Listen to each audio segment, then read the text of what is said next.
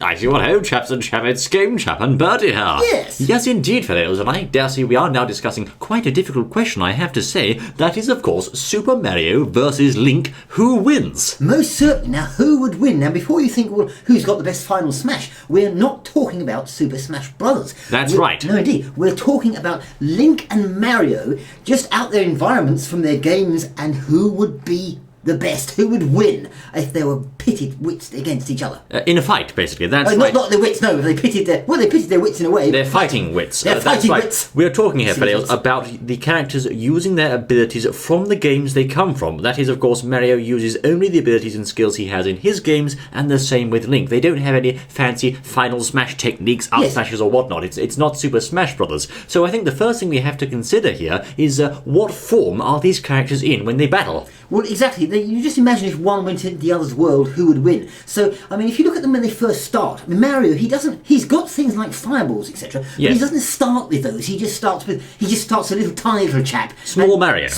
and he doesn't really have anything. That's right. But mind you, he does have his jumping power. Now that's one thing he does have, you're right, yes. Mario can, of course, jump to a very high height, if you will, which is something Link cannot do, and I think we have to consider Link in his starting form would be perhaps young Link, like in Ocarina of Time, and a big question about Link is, does he have a sword and shield or not? Well, very often he doesn't actually start with his sword and shield. So he's a bit like Mario. He hasn't really got anything to begin with. Oh dear.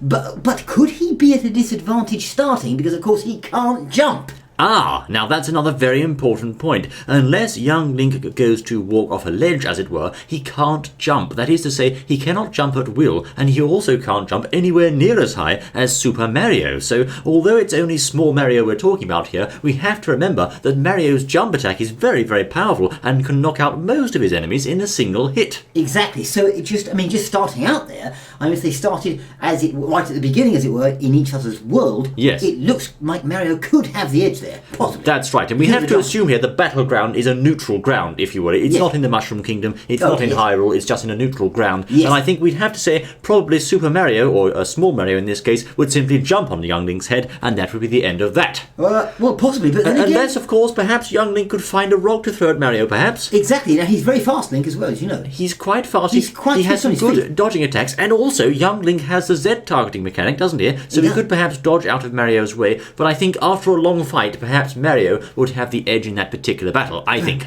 Perhaps he could do, yes, I suppose. But of course, we have to move on here, fellows. We're not done yet by any means. That is only round one, so we can't quite award Mario the victory just yet. We have to look at mid-game versions of Mario and Link, as they are midway through their games. I mean, with a sort of average power-up set, if you will. Well, yes, as they progress, as Mario's progressing, he's going to come across, one of the first things he's going to come across is, of course, the mushroom to make him Super Mario. The Super Mushroom. Now, there's something with that Super Mushroom I have to ask, old boy. Do you consider that small Mario becomes regular Mario after he gets the Super Mushroom, or is it that regular Mario becomes huge Mario after he gets the Super Mushroom? Very interesting question, really. No one's really thought about that, have they? No, I think it changes from game to game, actually. But in this case, I think we're going to say that when Mario gets the mushroom, he becomes his regular self, i.e. not small Mario. Well, yes, indeed. So that gives him an advantage in that if he takes a hit, of course, he's a critical hit, he's not out. That's right. He just goes back to small Mario. Back to small Mario. If you look at Link, in the early sort of stages, he's probably going to pick up his sword and shield. Right, he certainly is. So I think we're going to have to go with the idea of him still being young Link here, assuming it's his Ocarina of Time self. So he's going to have the sword there, as you say, perhaps a Deku shield. He might have his slingshot. He might perhaps have various other useful items he uses, perhaps even some bombs at this point of the game. So we have to say Link is looking quite well equipped and has quite a lot of tricks up his sleeve there already, even at this mid-game stage. Now the question is, would Mario have access to things like his Fire Flower yet? Well, the thing is, you see, very often, it could be possibly he hasn't come across those yet. So if it was sort of the earlier sort of stages of the mid-range, as it were, then it would seem that Link now has the advantage because, of course, he has his sword and shield, meaning that he could possibly use his shield to stop Mario's jumps. And, of course, he could also hit Mario, and even though Mario's got that sort of power up there at first, his large self, he could knock him out until he hit him once or twice, 3 times, and just kill him. Let's just say Mario jumped into the air to go for a jump attack. If young Link Link had the hiding shield, he can hide behind that shield, underneath it, and crouch down, and Mario's boots would bounce harmlessly off the shield, because of course it protects him from volcanic rocks as well. Also, young Link could use his fairy slingshot upon Mario as he was jumping in the air, and actually knock him out of the air, I think, and perhaps even give him a hit there, sending him back to small Mario. So, although Mario could perhaps land a jump hit on young Link at this point, I think it would be unfair to say anything other than the fact that young Link has the advantage here, because of course he's got his shield, he's got his sword, he's got all those tricks. I think if he fought well, he could beat Mario at this stage.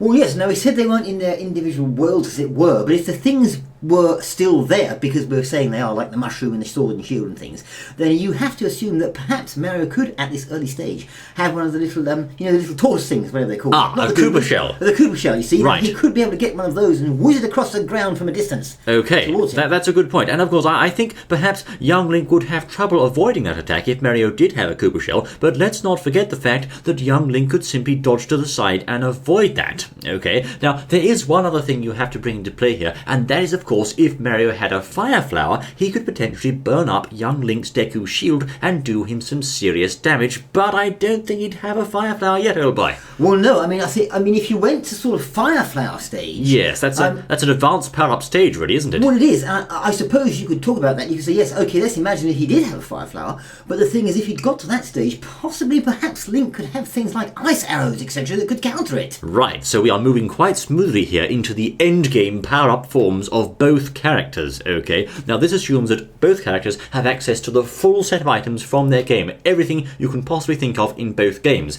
That means, on the one side, we have unquestionably, at this point, Fire Mario, with a whole bag full of goodies, of course, that he can get from various blocks in the Mushroom Kingdom, and Link is Adult Link with the whole array of kit and technology, weapons, swords, shields, and whatnot at his disposal.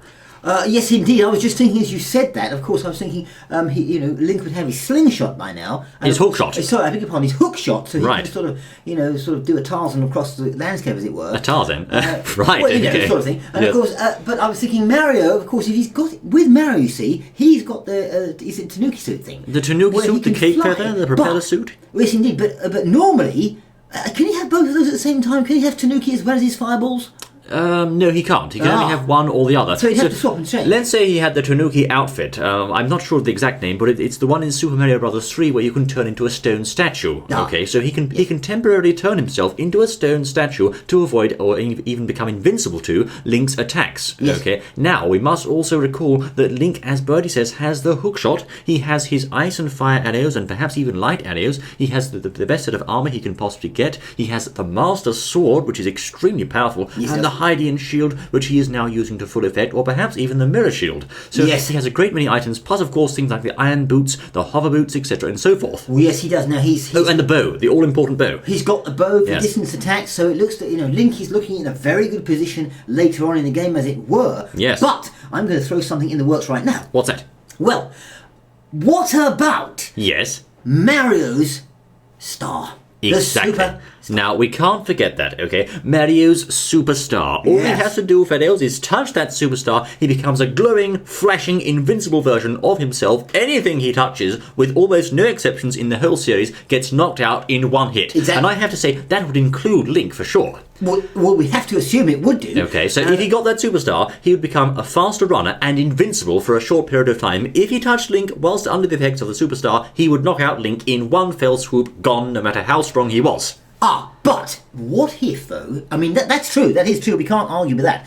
But, just thinking, what say Link was very smart, and he got his own Ocarina of Time out, played the tune, and put the time back or forward so the star was no longer operating? Because that could happen, couldn't it? Well, yes, but it does take him quite a lot of time to play that melody, though, doesn't it, Well, he'd have to dodge about and sort of keep out of his way until... but in the games he can't move while playing the Ocarina, so I don't think he could do that. It could be bad. But of course, we have to remember, though, that Link does also have an invincibility technique of his very own. Okay, yes, he does. It's a very late-game skill you pick up from a great fairy, and he surrounds himself in a protective diamond-shaped sort of red sort of diamond thing. It does use the green bar to do so, but it gives you effectively invincibility. Now, if Link used that power at exactly the same time as Mario's star, my theory is that the two effects would simply clash and bounce off each other, and neither person would be harmed. That's what I think. It could happen. Okay, so I think even against the mighty superstar, Link would stand a chance. Now, let's go even bigger here. Let's go huge. Let's say Mario got hold of the Mega Mushroom. You know the one. The mighty Mega Mushroom with its stomping power. Yes. Now, that would certainly be a very big threat to Link, would it not, Hellboy? I have to say. Yes, that would be a big threat to him, indeed, most certainly.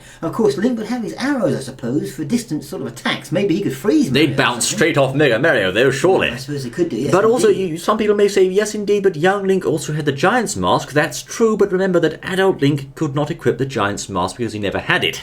Ah, that's true. Okay. Well, yes, now, I'm sure there's another transformation for Link that some people are now screaming out loud at the tops of their lungs. What about Fierce Deity Link? Well, yes, I suppose so. But really, does that really count as a transformation for Link, old chap? Fierce Deity Link, because did adult Link at any point outside of Termina get hold of that mask? Well, that's true, I suppose. I don't think he did. All the things we're talking about Mario, so far as I can think, are in most of his games. So yes. I suppose you've got to be fair in that way. But I mean, certainly you've got Link there with a whole array of goodies there, and you've got Mario with some very crafty tricks. Yes, but never mind all that. Who wins? I want to know who wins this fight. Goodness me. I think it's a really hard call to make, I have to say. I think it could possibly go, I mean, taking the superstar out, if Link had a way to avoid the superstar... With that special move he has. Yes, it could be Link's game, possibly. With all you the think things so? he's got, possibly. Oh, I don't know.